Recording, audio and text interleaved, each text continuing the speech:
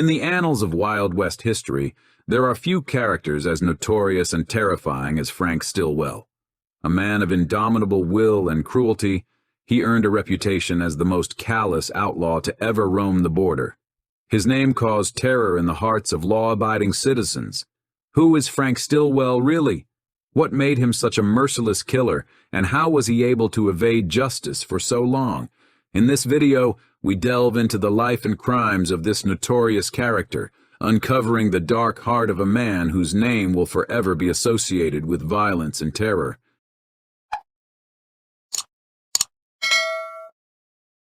Frank C. Stilwell was born in Iowa in 1856, the son of William Henry Stilwell and Charlotte B. Sarah Winfrey.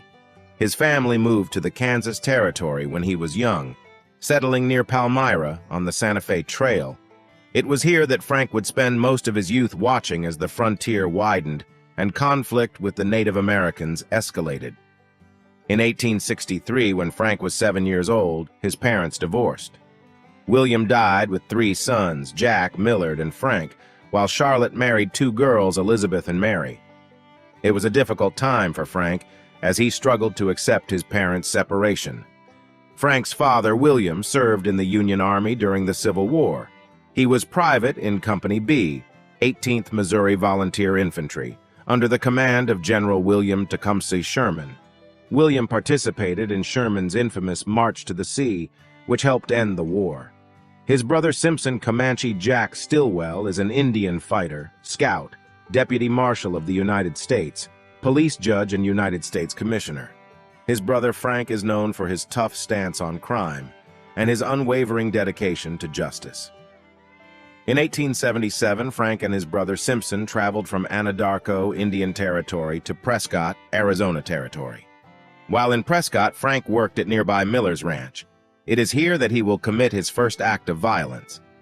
On October 18, 1877, Frank argued with the newly hired chef Jesus Bega. The argument grew increasingly fierce, and Frank, in a fit of rage, took a gun and shot Bega in the lung, killing him. This incident will set the stage for Frank to sink into a life of crime. Frank was later acquitted on the grounds of self-defense. After the first shooting, Frank left Miller's Ranch and began working as a teammate for C.H. Light. Frank later claimed and mined in Mojave County, but his mining projects would also be marked with violence. On November 9, 1879, Frank disputed the mining claim with Colonel John Van Houten. The dispute turned violent, and Van Houten was brutally beaten with a rock. He died of his wounds, and Frank Stilwell and James Cassidy were charged with murder. Despite the charges, Frank and Cassidy escaped the grand jury indictment due to a lack of evidence. But this is not the end of Frank's troubles. In the 1880 census, Frank listed himself as 24 years old and lived in Charleston, working as a firefighter. Frank also reports that he was born in Texas, but this could be a lie. Frank has many times changed his identity and falsified information about himself. On September 8, 1881, a passenger leg on the Sandy Bob line in the Tombstone area bound for Bisbee, Arizona was robbed. Masked robbers on their way to Bisbee, Arizona. They robbed all of the passengers' valuables and stole a safe worth about $2,500. During the robbery, the driver heard one of the robbers describe the money as sugar, a phrase known to be used by Frank. Wyatt and Virgil Earp rode with the sheriff's posse attempting to track the robbers. While under arrest, Fred Dodge, an undercover agent for Wells Fargo and AMP Company, discovered an unusual shoe print left by someone wearing custom-repaired high heels. Earps tracked the shoe to a shoe repair shop in Bisbee, which was known to offer wide-leg boots, and they were able to link the fingerprint to Frank Stilwell. When Stilwell arrived at Bisbee with his partner, Pete Spence, he was arrested by Virgil Earp, Wyatt Earp, and Billy Breckenridge for evidence gathered earlier. Judge Wells Spicer placed a $7,000 settlement on Stilwell to be paid by C.H. Light. At the preliminary hearing, Stilwell and Spence presented several witnesses supporting their alibi. The use of the word sugar to describe money and unique shoe prints was not enough to convict Stilwell, and Judge Spicer dropped the charge due to insufficient evidence, as he did to Doc Holliday earlier that year. Despite the lack of evidence, many historians believe that Frank Stilwell was actually involved in the Sandy Bob line robbery. In the wild west of Arizona, tensions run high as the Earp brothers, Virgil and Wyatt, continue their relentless pursuit of the notorious Cowboy gang. On October 13th, just 2 weeks after Frank Stilwell was acquitted, Virgil, as Deputy Marshal of the United States, filed new federal charges against Stilwell and his accomplices, Pete Spence, for interfering with a mail carrier. Earps believes Stilwell and Spence are responsible for a series of robberies, including the recent Sandy Bob line robbery. Both were immediately taken to the territorial prison in Tucson to await trial. While Virgil was away in Tucson, he sent his brother Wyatt to take his place as Assistant City Marshal at Tombstone. But the Cowboys see this as an opportunity to strike back. On October 18th, Frank McClory, friend of Stilwell and Spence and a member of the Cowboy gang, confronted Morgan Earp, another member of the Earp family, and warned him that if they tried to capture his friend, again, they will be killed. The situation is tense, and the newspapers are fanning the flames by reporting inaccurately. They claimed that Stilwell and Spence were arrested for another stage robbery near Contention City on October 8th, although both were in custody in Tucson at the time. This leads to the erroneous conclusion that Earps is targeting innocent men and that Stilwell and Spence are being falsely prosecuted. The case was eventually dropped due to insufficient evidence, much to Earps and the citizens of Tombstone. But the Cowboys will soon learn that the law isn't something to break, as the stage has been set for a showdown at the OK Corral.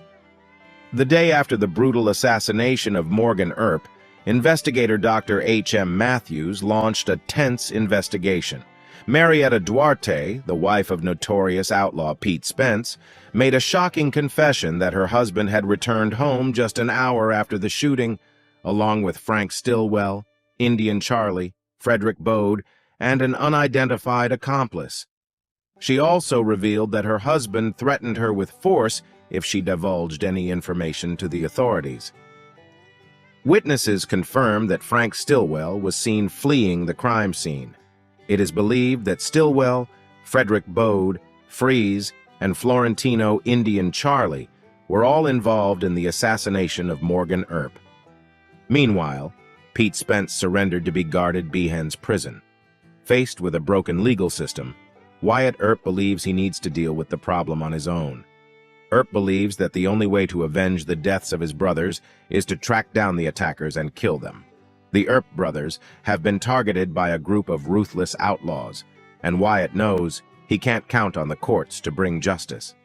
With a heavy heart, Wyatt is willing to risk anything to ensure that his brother's killers pay the ultimate price. The tension between Earps and the Cowboys was at its peak. On March 20th, Wyatt Earp received word that his brother Virgil was being targeted by Frank Stilwell, Ike Clanton, Hank Swilling, and another cowboy. They are planning to kill Virgil to avenge the death of their friend at the OK Corral. Wyatt knew he had to act quickly, so he assembled a team of deputies, including Warren Earp, Doc Holliday, Turkey Creek, Jack Johnson, and Sherman McMaster, along with Virgil and his wife, Allie. Board the train to Tucson. They were all fully armed, determined to protect Virgil at all costs. When they arrived in Tucson, Wyatt and his group saw Stilwell and the Cowboys. The tension could be felt, and Virgil later told the San Francisco Examiner, "Most of the first men we met on the platform were Stilwell and his friends armed with weapons. They joined the crowd as soon as they saw me being escorted, and the boys took me to the hotel for dinner." During dinner, Wyatt and his team watched Virgil and Allie, ready for action at any moment. As the train left the station, gunshots rang out. Witnesses saw armed men fleeing, but did not identify anyone. Wyatt later claimed that he had seen Stilwell and Ike Clanton, and that when he and his men approached, the two men fled. Stilwell staggered, and Wyatt caught him. In a story published in the Denver Republic, Wyatt testified that he shot Stilwell as he tried to push the barrel of Earp's shotgun away. Ike Clanton managed to escape justice and went to the press to tell his story. He testified that he and Stilwell had gone to Tucson to clear their names from federal charges related to Stilwell's involvement in the robbery of the Bisbee 8 in 1881. But that was not the real reason for the robbery, their trip.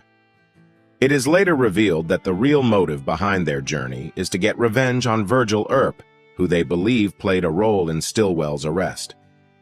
Ike also testified that Stilwell had disappeared from the hotel before he was found dead near the tracks with multiple gunshot wounds. However, witnesses reported seeing Stilwell and his gang armed with weapons on the platform, waiting for Virgil to arrive. Some say that Clanton and Stilwell were at the train station to meet a witness named McDowell, who would testify before a grand jury. When they realized that the Earps was there, they knew that trouble was brewing. Stilwell's body was discovered the next day along the tracks, riddled with bullet holes. Eyewitnesses reported seeing Clanton and Stilwell together before the shooting. It has been suggested that Stilwell's poor shooting skills led to his untimely death. One thing is for sure, the Earp brothers have become the target of ruthless cowboys who will use no means to seek revenge. Earps know they must stay vigilant and protect themselves. The Wild West is really wild, and Earps is right there in it. The funeral of Frank Stilwell, the man accused of being involved in the assassination of Morgan Earp, was a somber event. On March 28, 1882, the Tucson Weekly Citizen reported that Stilwell's coffin had been delivered to the grave by an express carriage without an escort present. It was a sad and lonely ending for a man who lived a life full of violence and crime. Stilwell was originally buried in the old City of Tucson cemetery, but when the cemetery was moved, most of the residents were reburied in a mass grave at Evergreen Cemetery in Tucson. Please like and share if you find the video content interesting and useful. Don't forget to subscribe to the channel and comment below so as not to miss the upcoming interesting videos. Thanks for watching.